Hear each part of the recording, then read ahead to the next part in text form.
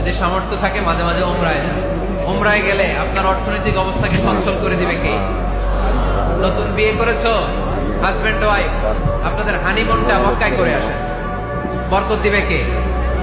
তাহলে জীবনটা শুরুই হবে আল্লাহকে সেজদে দেওয়ার মধ্য দিয়ে। আওয়াজ করে বলতে হবে, ঠিক কিনা?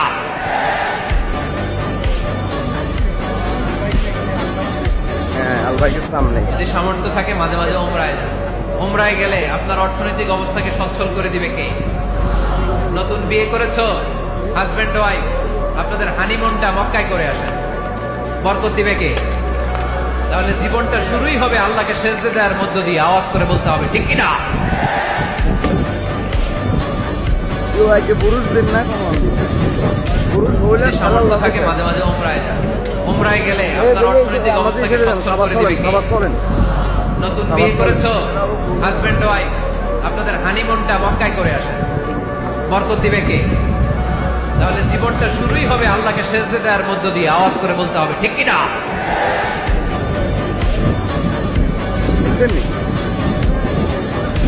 যদি সামর্থ্য থাকে মাঝে মাঝে উমরায় গেলে আপনার অর্থনৈতিক অবস্থাকে সচ্ছল করে দিবে কে? নতুন বিয়ে করেছো, হাজবেন্ড ওয়াইফ, আপনাদের হানিমুনটা মক্কায় করে আসেন, বরকত দিবে কে?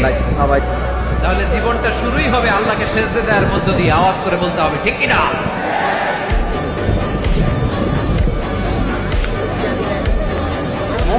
যদি সামর্থ্য থাকে মাঝে মাঝে উমরায় গেলে আপনার অর্থনৈতিক অবস্থাকে সচ্ছল করে দিবে কে? নতুন বিয়ে করেছো, হাজবেন্ড ওয়াইফ, আপনাদের হানিমুনটা মক্কায় করে আসেন, বরকত দিবে কে?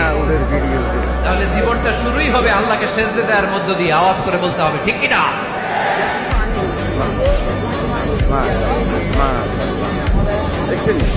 যদি সামর্থ্য থাকে মাঝে মাঝে উমরায় গেলে আপনার অর্থনৈতিক অবস্থাকে সচ্ছল করে দিবে কে? নতুন বিয়ে করেছো, হাজবেন্ড ওয়াইফ, আপনাদের হানিমুনটা মক্কায় করে আসেন, বরকত দিবে কে? তাহলে জীবনটা শুরুই হবে আল্লাহকে সেজদে দেওয়ার মধ্য দিয়ে। আওয়াজ করে বলতে হবে, ঠিক কিনা?